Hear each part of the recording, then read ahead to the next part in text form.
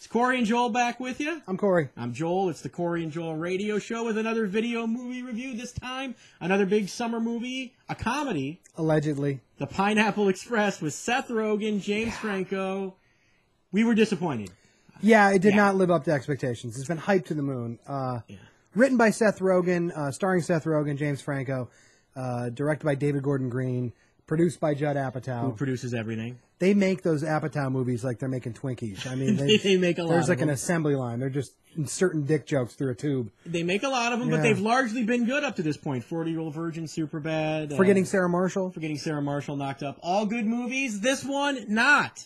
Not so much. It starts off well. It's a stoner comedy at the beginning. Yeah.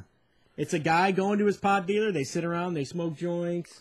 They tell stories, and it's entertaining in that. It's a Cheech and Chong movie. Seth about the Rogen first half hour. is a process server who gives people subpoenas, and James Franco is his. They were both on Freaks and Geeks. James Franco's his drug dealer named Saul, and somehow Rogan goes to deliver a subpoena, and he witnesses a murder. Yeah, they witness a drug dealer committing a murder. That part of the plot, which drives the entire plot, then it turns into a road movie. It's named for the weed, which is a special brand of weed. Which is called the Pineapple that the Express. drug dealer recognizes on sight. The whole reason these guys are getting chased, the whole MacGuffin, if you want to say, in oh, the hey. Hitchcockian sense. Well, getting already on us. Somebody went to film school, Yeah, this that's right. guy. Is ridiculous. You never It's Marcellus Wallace's briefcase. The reason these guys end up in the predicament is not believable. The way these guys try to get out of the predicament is not believable in any way. The characters are largely not likable. Yeah. And you ultimately don't care.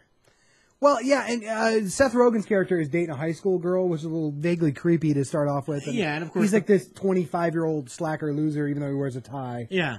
And he's dating a high school girl. And the pot dealer, I mean... Are we supposed to be surprised that the pot dealer is getting chased around by a guy with a gun? It's a dude who hangs around in his pajama pants watching 227. Not a lot of sympathy for him. Yeah, so the whole reason, like in Superbad, which has a similar structure, it's two guys, and then they have like sort of the third buddy, and it's a big adventure that takes place in one night, is sort of intact here, but the difference is you like those kids in Superbad, and you don't like these guys in Pineapple Express. Superbad is based kind of on a risky business kind of model. Well, this has a little bit of that. It's more of a teen comedy. This is, I don't know exactly what they're trying to make, because it starts off as a stoner comedy, and then it turns into a hardcore action movie, and people are getting shot in the face. Yeah, it has a Tarantino vibe where it's very violent. Yeah. But the violence was really there to be funny, I guess, but it wasn't. The violence was just kind of. Sometimes it's cartoony, and sometimes it's like guys getting limbs blown off. Yeah, they want you to feel like these characters are in danger, but yet at the same time, the good guys will get shot and they'll continue on. They'll take and the bad guys will take bullets and drop dead. Yeah, the good guys get 5-6 shots to the chest, like 50 Cent.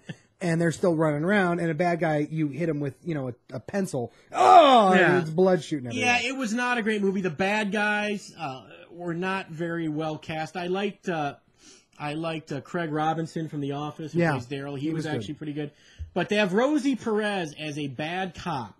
Weird. And the only thing Rosie Perez can play, in my opinion, is a bad actress. Because she is not believable for 1 second in this movie. Come back to the bed, Mookie! Just bizarre. Just weird. See, now you're making me laugh more than she did in the actual film. And they don't develop her. Yeah. Gary Cole is the big drug dealer. Gary Cole is the crime boss. He's really just doing Lumbergh from Office Space, if you've seen that. With more grease in his hair, I suppose, would be the difference here. He was not very convincing. You weren't really threatened by him in any way. Yeah. The whole thing is just violence for the sake of violence. It's way too long. It's almost 2 hours.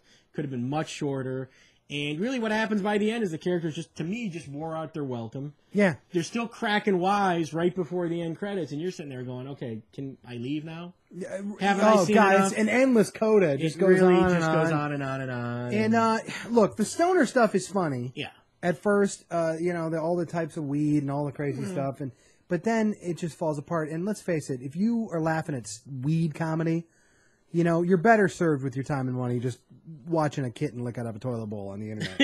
Well, they're probably doing that on YouTube. They switched over. Watch, as soon as this is over, go watch a monkey with a wiffle ball hitting guys in the nuts. And, you're going to be better served by that, right? I would like to watch that. Where's the chimp with the wiffle ball bat? I want to see that. That's got to be. You can't be over 10 minutes on YouTube. Bastards. Yeah, I know. Right. But anyway, Pineapple Express on our 5-finger scale, how many fingers? See, I'm giving it 2 fingers. You're giving it the middle finger. It wasn't that bad. Okay, here's my thing. Better than Harold and Kumar 2. Well, that's true. Not as good as Harold and Kumar 1. Maybe I'll give it 2 fingers. 2 fingers. Pineapple Express. If you're a fan of Apatow, as I am, I was disappointed. Yeah, and if you're a fan of weed, just stare into a light bulb, or kick an old lady. I don't know, do something else. I say save the $9 and get yourself a bag, and you'll have a lot more fun. Or some Doritos. Whatever it is. Bye now. See ya.